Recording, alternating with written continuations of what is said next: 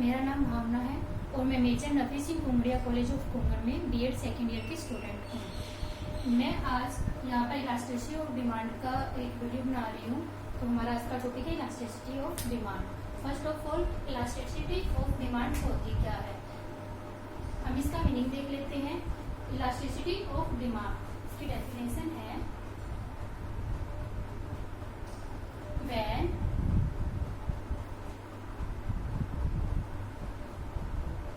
demand of a product changed with respect to their price, income और cross यानी कि substitute goods, तो वो होती है इलास्टिसिटी ऑफ डिमांड। इलास्टिसिटी और डिमांड दो वर्ड्स का कॉम्बिनेशन है, इलास्टिसिटी और डिमांड। इलास्टिसिटी यानी कि किसी भी डिमांड के अंदर कितनी फ्लेक्सिबिलिटी है, और डिमांड यानी कि किसी भी प्रोडक्ट की मार्केट के अंदर कितनी ज्यादा जरूरत है, वो होगी डिमांड। इलास्टिसिटी ऑफ डिमांड का मतलब यही हुआ कि किसी भी प्रोडक्ट की डिमांड है वो कितनी ज्यादा फ्लेक्सिबल है, वही है elasticity of demand. Elasticity of demand तीन टाइप की होती है, हम उसको देख लेते हैं कितने कैसे होती है। फर्स्ट है, इसे तीन पार्ट में डिवाइड कर लेते हैं। फर्स्ट है प्राइस इलास्टिसिटी, सेकंड है इनकम इलास्टिसिटी एंड थर्ड है क्रॉस इलास्टिसिटी। इन्हें हम वन बाय वन पढ़ेंगे कि कौन सी इलास्टिसिटी कैसी होती है। प्राइस इलास्टिसिटी के अंदर इसके नाम से ही पता चल रहा है, प्राइस यानी कि इसके अंदर प्राइस होता है वो इलास्टिक होता है। प्राइस और डिमांड जो हमें पता है कि वो एक दूसरे की अपोजिट होती है, यानी किसी भी प्रोडक्ट का जब प्राइस बढ़ता है तो उसकी डिमांड क्या होती है, वो ऑटोमेटिकली कम हो जाती है, और जब किसी प्रोडक्ट का प्राइस होता है वो कम होता है तो उसकी डिमांड ऑटोमेटिकली इंक्रीज कर जाती है। इसी को हम प्राइस इलास्टिसिटी ऑफ डिमांड कहते हैं। प्राइस इलास्टिसिटी ऑफ डिमांड को हम कैसे रिप्रेजेंट करते हैं, पी से। तो इसका फॉर्मूला है percentage change in quantity demanded is divided by percentage change in price. यहाँ पर ये जो डेल्टा हमने लिया है ये चेंज को रिप्रेजेंट कर रहा है। Percentage change in quantity demanded is divided by percentage change in price. इसे हम ऐसे भी लिख सकते हैं, delta Q is divided by delta P multiply by real price और रियल क्वांटिटी जो भी हमारी पहले थी, चेंज होने से पहले। सेकेंड है इलास्टिसिटी है इनकम इलास्टिसिटी। इनकम इलास्टिसिटी के भी प्राइस इलास्टिसिटी की तरह ही है। जैसे प्राइस इलास्टिसिटी में प्राइस चेंज हो रहा है, वैसे इनकम इलास्टिसिटी में इनकम चेंज होगी। लाइक हम जानते हैं कि जब एक कम्युनिटी या एक कोई कंज्यूमर है उसकी जब इनकम इंक्रीज करती है तो क्या होगा, वह कम्युनिटी या फिर वह कंज्यूमर उस प्रोडक्ट की डिमांड क्या करेगा, वह डिमांड ज्यादा करेगा, और जब इनकम उसकी कम होगी तो क्या होगा, वह उस प्रोडक्ट की डिमांड भी कम करेगा। तो इसी को मेजर करने के लिए है इनकम इलास्टिसिटी ऑफ डिमांड। इसे मेजर करने का फॉर्मूला है आई रिप्रेजेंट करता है इनकम को, percentage change in quantity demanded is divided by percentage change in income. अगर हम इसे सिंपल वर्ड्स में लिखें तो हम इसे ऐसे लिख सकते हैं, change in quantity with respect to income multiply by original income is divided by original quantity. ये होगी हमारी इनकम इलास्टिसिटी। और जो थर्ड है वो है क्रॉस इलास्टिसिटी। क्रॉस इलास्टिसिटी के अंदर हम इसे जो क्रॉस इलास्टिसिटी होती है वो दो सब्स्टिट्यूट गुड्स के ऊपर किसी भी प्रोडक्ट की डिमांड को चेंज का एक तरीका है। मान लीजिए कि हमारे पास दो प्रोडक्ट है एक्स और वाई, और स्टार्टिंग में इन दोनों के जो प्राइस था वो सेम था, ठीक है। थोड़े टाइम के बाद जो एक्स प्रोडक्ट है उसकी जो प्राइस है वो इंक्रीज हो जाती है। जब प्रोडक्ट एक्स की प्राइस इंक्रीज होगी तो क्या होगा, लोग सब्स्टिट्यूट गुड्स की ओर ज्यादा जाएंगे, तो इसकी प्राइस इंक्रीज करने से इसकी डिमांड कम हो जाएगी और इससे इसकी डिमांड बढ़ जाएगी। और यदि यहाँ पर हम यह देखें कि अगर इसकी प्राइस ज्यादा ना होकर कम हो जाती है, मान लीजिए इसकी प्राइस कम हो जाती है, तो क्या होगा, इसकी डिमांड ऑटोमेटिकली बढ़ जाएगी। जैसे इसकी डिमांड ऑटोमेटिकली बढ़ेगी क्या होगा, इसकी डिमांड कम हो जाएगी। इसी को मेजर करने के लिए फॉर्मूला है इलास्टिसिटी ऑफ ग्रोथ, सी से हम इसे डिनोट करते हैं, ई सी से। इसका फॉर्मूला है change in quantity of product X divided by change in price of product Y multiply by price of product Y is divided by quantity of product X. तो हमने यहाँ पे देखा कि तीन टाइप की इलास्टिसिटी ऑफ डिमांड होती है, first price elasticity, second income elasticity and third cost elasticity. इसके बाद हमारा टॉपिक है degrees of elasticity of demand. Degree यानी कि हम जो इलास्टिसिटी ऑफ डिमांड है वो कितने प्रकार से चेंज हो रही है, कितनी ज्यादा चेंज हो रही है या कितनी कम चेंज हो रही है, तो उसी हम बोलते हैं degree of elasticity of demand, ठीक है। इलास्टिसिटी ऑफ डिमांड की जो डिग्री है वो 5 प्रकार की है। फर्स्ट है परफेक्टली इलास्टिक। परफेक्टली इलास्टिक यानी कि जो प्राइस है वो इसके अंदर स्टेबल रहता है, लेकिन जो इसकी क्वांटिटी है वो चेंज होती रहती है। प्राइस होगा वो 0 क्वांटिटी पर भी वही रहेगा और 10 क्वांटिटी पर भी वही रहता है और 20 पर भी वही रहता है।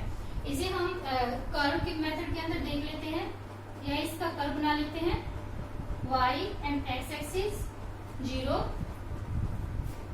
इसमें यह होता है परफेक्टली इलास्टिक, इसके अंदर प्राइस स्टेबल रहता है और जो क्वांटिटी है वह चेंज हो जाती है। यह है डिमांड कर्व। आप यहाँ पर मान सकते हैं 0 पर भी वही प्राइस है, यह प्राइस को रिप्रेजेंट कर रही है y एक्सिस, और यह क्वांटिटी को प्रेजेंट कर रही है। 10 पर भी वही है, 20 पर भी वही है, 30। आप इंफिनिटी तक ले जाओ इसको, इसकी क्वांटिटी में मतलब प्राइस में कोई चेंज नहीं होगा, यह क्वांटिटी में ही कम ज्यादा होती रहेगी।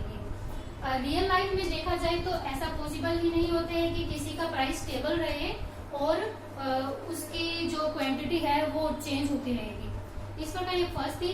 सेकंड में जैसे फर्स्ट परफेक्टली इलास्टिक है, सेकंड परफेक्टली इनइलास्टिक है, ठीक है। परफेक्टली इनइलास्टिक में क्या होता है, जो प्राइस होता है इसका वो चेंज होता रहता है, वो कम होता रहता है, ज्यादा होता रहता है, लेकिन जो क्वांटिटी होती है वो स्टेबल रहती है। इसका हम डिमांड कर्व देख लेते हैं कैसे बनेगा। यह y एक्सिस और यह x एक्सिस, यह प्राइस को रिप्रेजेंट कर रही है y एक्सिस, और x एक्सिस है वो क्वांटिटी को रिप्रेजेंट कर रही है। परफेक्टली इनइलास्टिक यानी कि आप कितना ही प्राइस चेंज कर लीजिए, क्वांटिटी के अंदर कोई फर्क नहीं पड़ेगा। तो यह किसके समानांतर जाएगी, y एक्सिस के इक्विवेलेंट होगी यह लाइन, ठीक है। आप प्राइस चाहे 10 लो, 20 लो, 40 लो, 100 लो, 1000 लो, किसी भी क्वांटिटी पर कोई फर्क नहीं पड़ेगा। तो इसकी इलास्टिसिटी ऑफ डिमांड क्या होगी, इक्वल टू 0। वैसे परफेक्टली इलास्टिक में क्या थी, उसकी जो इलास्टिसिटी ऑफ डिमांड थी वो इंफिनिटी तक थी। वैसे यह जो सिचुएशन है परफेक्टली इनइलास्टिक की, वह भी रियल लाइफ में एग्जिस्ट नहीं करती है। ऐसा कभी देखने को नहीं मिलता है कि प्राइस चेंज होता रहे और क्वांटिटी चेंज ना हो। यहाँ तक कि हमारी जो डेली बेसिस के जो नीड्स होती है उसके अंदर भी जो इलास्टिसिटी होती है वो चेंज होती रहती है। हम उसके लिए अपनी डिमांड को कम ज्यादा करते रहते हैं। यानी कि जहाँ पर हमें 10 की जरूरत होती है, जब प्राइस इंक्रीज कर जाता है तो हम उसको कम करते ही करते हैं। थर्ड डिग्री है इसकी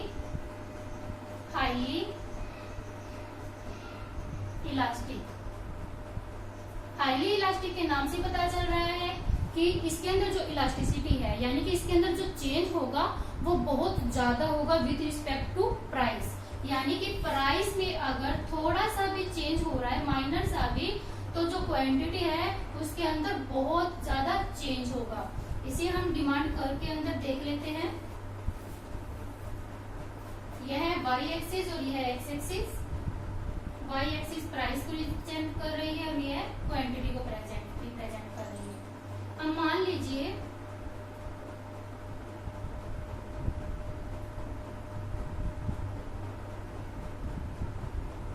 कि 3 रुपए पर जब प्राइस 2 थी, तो अगर यह 2 रुपए 80 पैसे भी हो जाती है तो डिमांड क्या होगी, एकदम से बढ़कर 3 या 3 से ज्यादा हो जाती है, 3.5 हो जाती है।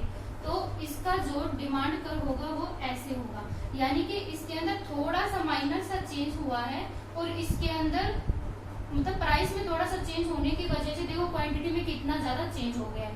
तो वही है हाईली इलास्टिक। हाईली इलास्टिक को कैसे रिप्रेजेंट करती है, यह होती है मोर देन 1, यानी कि इसके अंदर 1 से भी ज्यादा चेंज हो रहा है, यानी कि यह 100% नहीं बढ़ रही है, यह 100 से ज्यादा बार बढ़ रही है। ठीक है, इसके बाद है हाईली इलास्टिक के बाद चौथी डिग्री है इसमें 4, वो है लो इलास्टिसिटी।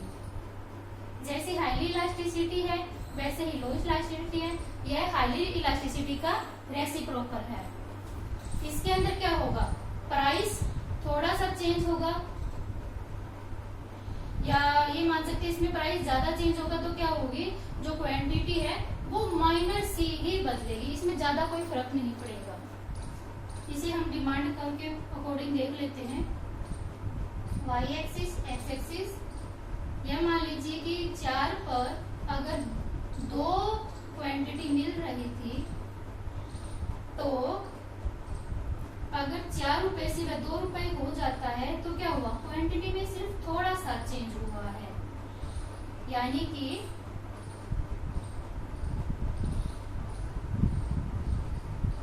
4 पर जब 2 खरीद रहे थे तो 2 पर सिर्फ 3 ही खरीद रहे हैं। चेंज हुआ उसके अंदर उसकी 50% का, लेकिन उसके अंदर चेंज क्या हुआ, उसकी सिर्फ 25% क्वांटिटी का ही चेंज हुआ है। आप यहाँ पर इसको देख सकते हैं कि इसके अंदर बहुत ज्यादा चेंज हुआ है। पहले यह यहाँ पर थी और इससे चेंज होकर यह यहाँ पर हो गई है, लेकिन क्या हुआ, इससे सिर्फ यह इतनी ही बढ़ी है। इसकी जो इलास्टिसिटी ऑफ डिमांड है वो लेस देन 1 होती है। ठीक है, अब हमारी लास्ट डिग्री है वो है यूनिटरी इलास्टिक।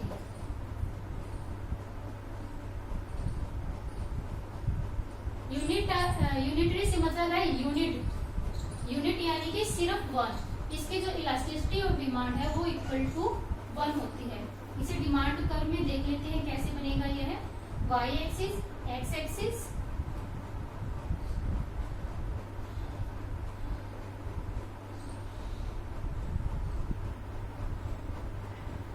इसमें हम देखते हैं जब 3 थी, इसमें जो सब टोटल होता है वो इक्वल रहता है। लाइक यहाँ पर जब 3 रुपए प्राइस था तो क्वांटिटी कितनी मांगी जा रही थी, 3 मांगी जा रही थी, लेकिन प्राइस में चेंज हुआ और क्वांटिटी क्या हुआ, प्राइस अगर बढ़ गया तो क्वांटिटी क्या हुई, क्वांटिटी उन्होंने कम मांगने स्टार्ट कर दी। और यही अगर प्राइस कम हो जाता, 2 हो जाता, तो क्या होता, क्वांटिटी बढ़ जाती। यानी कि यह एक सिंपल लाइन ही होती है। यह एक लाइन है, यह नीड डैश को रिप्रेजेंट कर रही है, यानी कि डिमांड को रिप्रेजेंट कर रही है। इस टाइप से हमने पढ़ा कि इलास्टिसिटी ऑफ डिमांड क्या होती है। इलास्टिसिटी ऑफ डिमांड के टाइप्स कौन कौन से हैं, इनकम, प्राइस और क्रॉस इलास्टिसिटी। और इसी के साथ हमने डिमांड पढ़ी कि डिमांड की डिग्री पढ़ी कि डिग्री कितने टाइप की होती है, और वो मोर देन 1 होती है, लेस देन 1 होती है, 1 होती है, इन्फिनिटी होती है या 0 होती है। इस प्रकार हमारे इलास्टिसिटी ऑफ डिमांड का टॉपिक कंप्लीट होता है। Thank you and have a nice day.